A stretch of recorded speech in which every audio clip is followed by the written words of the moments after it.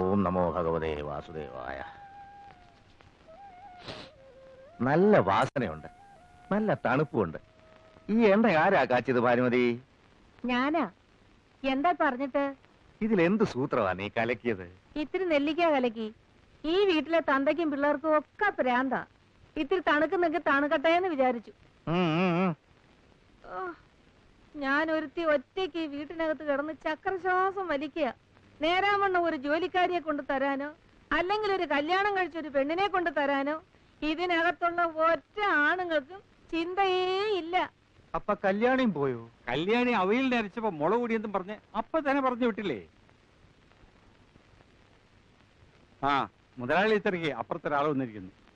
ആരാണെന്ന് വെച്ചപ്പോ അഹങ്കാരി പേര് പറയുന്നില്ല. മുതലാളിയെ തന്നെ കാണണമെന്ന്. തലയ്ക്ക് നെല്ലിക്ക വെച്ചിരിക്കുമ്പോഴാ ഓരോരുത്തന്റെ എഴുന്നള്ളത്ത്. എന്ത് വേഷമാടു? പുരുഷ വേഷോ? ധൈര്യമായിട്ട് പോ.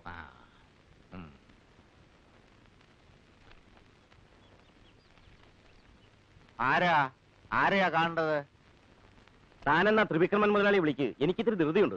എന്നാ ഒട്ടും ധൃതി കുറയ്ക്കണ്ട, ഞാൻ തന്നെയാ അവതാരം. അബദ്ധാവുന്ന ഞാൻ ഭയന്നത്, പക്ഷെ അബദ്ധായില്ല. എണ്ണപ്പന കൃഷിക്ക് കേന്ദ്ര ഗവൺമെന്റിന്റെ ലോണിന് വേണ്ടി മുതലാളി അപേക്ഷിച്ചിരുന്നു. അത് തിരക്കാൻ വന്ന ഉദ്യോഗസ്ഥനായ. എണ്ണപ്പന ഇല്ലേലും കുഴപ്പമില്ല, എനിക്ക് അടുക്കള പണിക്കൊരാളെ വേണം. അതൊന്ന് കേന്ദ്ര സർക്കാർ ശരിയാക്കി തരുമോ? ശാസ്താവിനുള്ള വഴിപാടാ. ക്ഷേത്രം കുടുംബവയായോണ്ട് വെടിക്ക് നല്ല ശബ്ദമാ അല്ലയോ? ഈ വീട്ടിൽ അങ്ങനെയാ മനേരെ, ഒന്നിനും മായമില്ല. മക്കളുടെ കാര്യമൊക്കെ എങ്ങനെയാ? അതും ഈ വെടിമാതിരി തന്നെയാ, അശേഷം മായമില്ല. 3 ആണ്. മൂത്തവൻ ജയകൃഷ്ണൻ, അവനും എന്നെ പോലെ തന്നെ നന്നായിട്ട് അധ്വാനിക്കും. കൃഷി എന്ന് പറഞ്ഞ അവന് സ്വന്തം ഹൃദയമിടിപ്പ് പോലെ.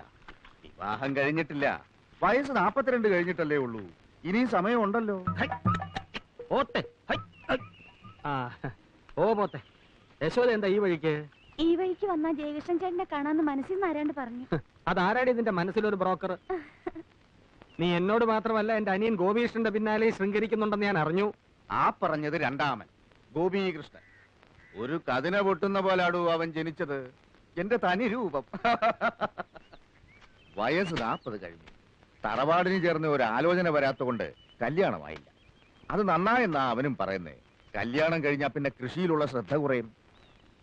ഗോപിച്ചേട്ടാ, എന്താണ് നോക്കുന്നേ? ശബ്ദം കേട്ടപ്പോ ഞാൻ കരുതി ഏതോ ഒറ്റക്കൊമ്പനാണ്. അപ്പോ മൂന്നാമത്തവന്റെ പേരെന്താ? ഇവരെ പോലെ തന്നെ അയാൾക്കും കൃഷിയാ?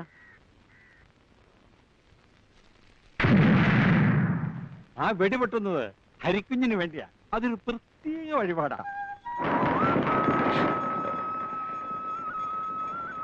ഭഗവാനെ രക്ഷിക്കണേ. ഈ പടക്കത്തിന്റെ ശബ്ദത്തെക്കാൾ വേഗത്തിൽ എന്റെ ജീവിതത്തിൽ വച്ചടി കയറ്റം ഉണ്ടാവണേ. രക്ഷിക്കണേ.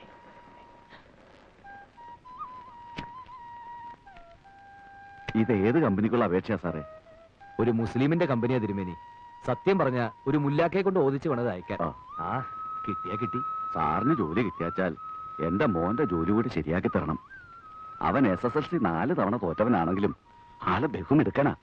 സാറിന്റെ കാര്യം ഞാൻ ഭഗവാനോട് പ്രത്യേകം പറഞ്ഞേക്കാം.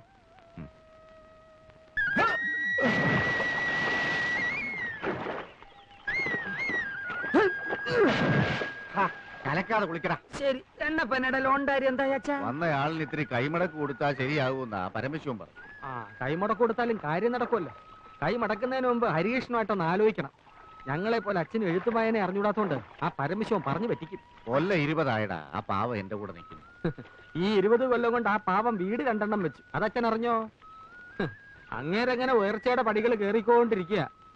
ഭാഗ്യമല്ല എന്ന് പറയാ. അച്ഛാ, ബ്ലോക്കിൽ കുറെ പുതിയ പയറുവിത്ത് വന്നിട്ടുണ്ട് കേട്ടു. നമുക്ക് കുറെ വാങ്ങി മേലെ പറഞ്ഞ് വീശിയാലോ? വീശിക്കോ. ഇന്നലെ ഒരുപാട് തേങ്ങ കളവ് പോയി. അല്ലെങ്കിൽ തന്നെ തേങ്ങയുടെ വില താഴോട്ടാ. അതിനിടെ ഉള്ളതും കൂടെ കള്ളന്മാരും കൊണ്ടുപോയാലോ? കക്കുന്നവനെ അള്ളു വെച്ച് പിടിക്ക്, എന്നിട്ട് കാല് തല്ലി ഒടിക്ക്. അപ്പൊ പരിഹാരം ഉണ്ടാവും. കാല് തല്ലി ഒടിക്കാൻ മച്ചമ്പിയാരാ മൈസനട്ടോ? അവന്മാർ തെങ്കിന്റെ തല വെട്ടും. വെട്ടട്ടാ, ഇന്ന് രാത്രി കാവൽ നിൽക്ക്, ഞാനും വരാം. മടവാളെടുത്ത് തെങ്ങിന്റെ മടലെ കുത്തിവെക്ക്. രക്ഷയില്ലാച്ച വെട്ടിക്കോ, ബാക്കി കാര്യം ഞാൻ നോക്കിക്കോളാം. വേണ്ട മച്ചമ്പി വേണ്ട, അതിന് കിടന്ന് കളിച്ചാൽ തീക്കളിയാകും. താനൊക്കെ പിന്നെ എന്തിനാടോ ഇങ്ങനെ ആണാന്നും പറഞ്ഞ് നടക്കുന്നേ? അല്ല, 24 മണിക്കൂർ ഇങ്ങനെ വെള്ളത്തിൽ കിടന്നാലേ ഉള്ള ആണത്വം പോവും. താനേ കാണ്ടാമൃഗം.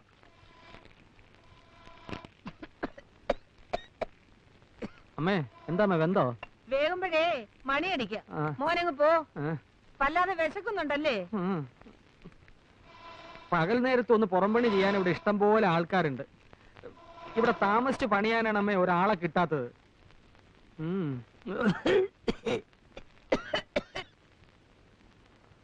ജോലിക്ക് അപേക്ഷിച്ചിട്ട് എന്തായടാ ഹരികൃഷ്ണ, കിട്ടുവോ?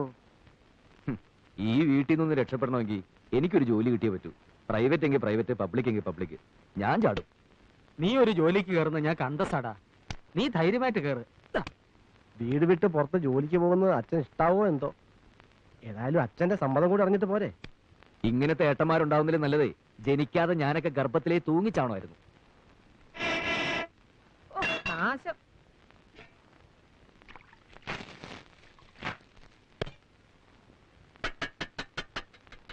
ഇത്ര വേഗം ചോറായോ? എന്നിട്ട് വയ്യ. എല്ലാം കൂടെ വിട്ട് വിഴിഞ്ഞേക്കരുത്. ആ. ഉണ്ടിട്ട് കളിക്കാം പാ. നീ എന്തിനാടി മണി അടിച്ചത്? ഇത് മരണമണിയാ. എനിക്ക് വയ്യ ഇങ്ങനെ അടുപ്പിൽ ഊതി ഊതി പ്രാണം കളയാൻ. ഒരുത്തി എനിക്ക് ഇതിനകത്ത് കിട്ടണം. അതിന് കഴിയോ? നിങ്ങളുടെ അവിടെ ഇന്നെല്ലാരും പച്ചവെള്ളം കുടിച്ച് ഓരോ ഉള്ളിയും കടിച്ചു പോയി കിടന്നു. കാലനക്കാൻ വയ്യാതാ ഞാൻ ഈ പുഹയത്ത് കിടന്ന് കഷ്ടപ്പെടുന്നത്. ഈ ആണുങ്ങളുടെ വേഷം കെട്ടി നിൽക്കുന്ന ഒരൊറ്റ കഴുതിക്കെങ്കിലും എന്നെ ഒന്ന് സഹായിക്കാൻ തോന്നുന്നുണ്ടോ? നീ ബഹളം വെക്കണ്ട, വഴിയുണ്ടാവും.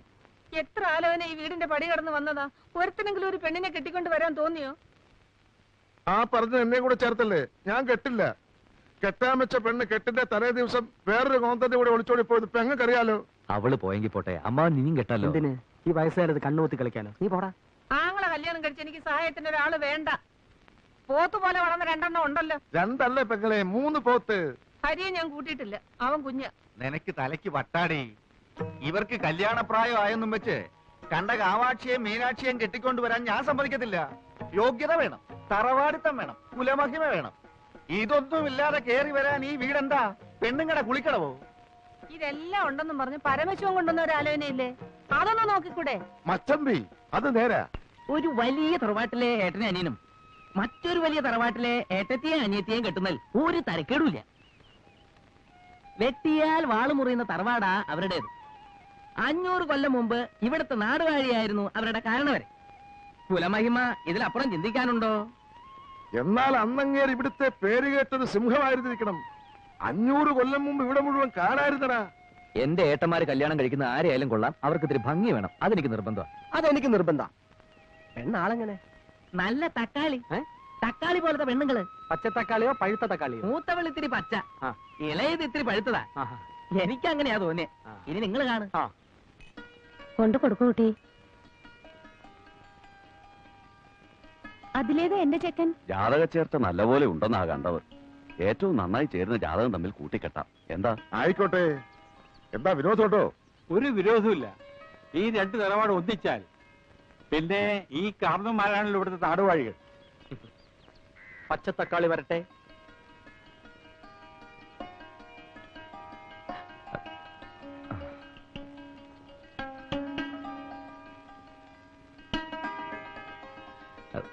ഞാനാ നീന, ഏട്ടന്മാര് വരാ. അയ്യോ, പരിചയപ്പെടുത്താനങ്ങ് മറന്നുപോയി. മൂത്തവൻ അവൻ ജയകൃഷ്ണൻ, രണ്ടാമനായി ഇവൻ ഗോപികൃഷ്ണൻ. നേരെയൊക്കെ നോക്കി കണ്ടോടാ.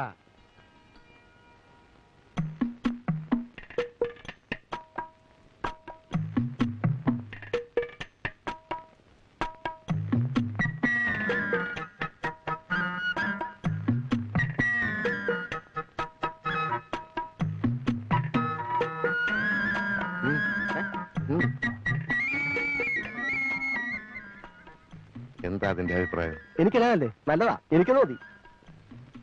നിന്റെ കാര്യം എങ്ങനെ?